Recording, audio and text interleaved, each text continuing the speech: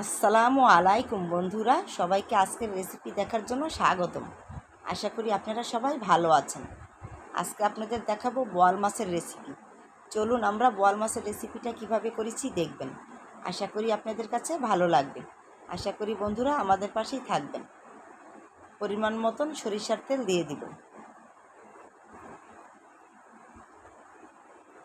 পরিমাণ মতন পেঁয়াজ কুচি দিয়ে দিব।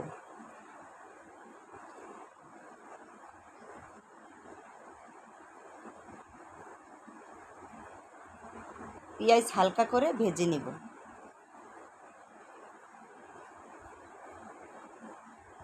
পরিমাণ মতন আদা রসুন বাটা দিয়ে দিব। আদা রসুনটা হালকা করে ভেজে নিব, কাঁচা গন্ধটা চলে যাবে।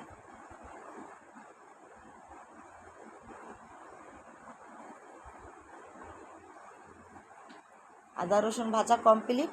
পরিমাণ মতন পানি দিয়ে দিব মশলা কষানোর জন্য।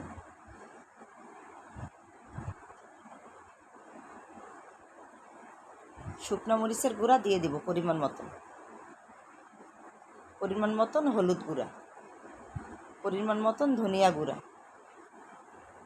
পরিমাণ মতন জিরার গুঁড়া, পরিমাণ মতন লবণ দিয়ে দিব। মশলা ভালো করে কষিয়ে নিব, কাঁচা গন্ধটা চলে যাবে।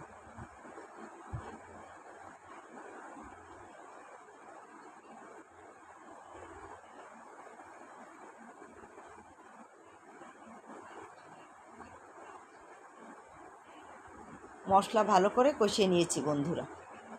বিসমিল্লাহির রহমানির রহিম। বোয়াল মাছ দিয়ে দিব।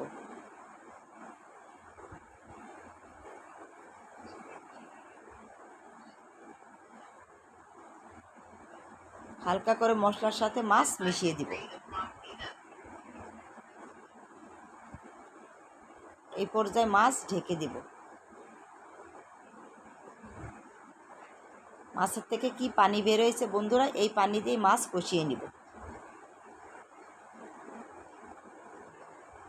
একটা কুচানো টমেটো দিয়ে দিব।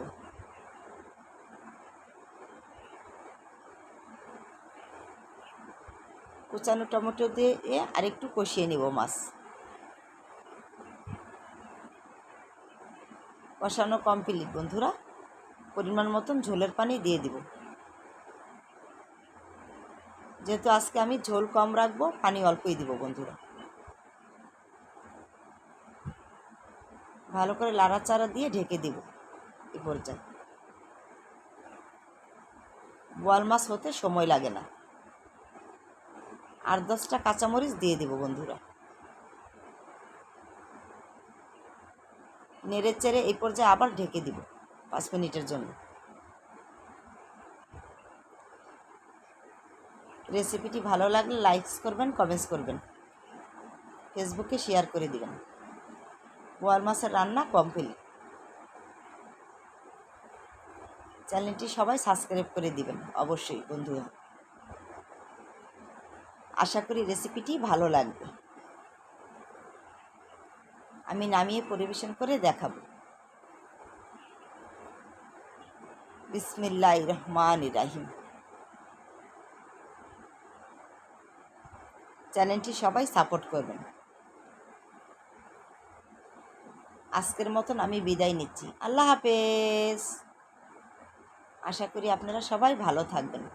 Thank you for watching.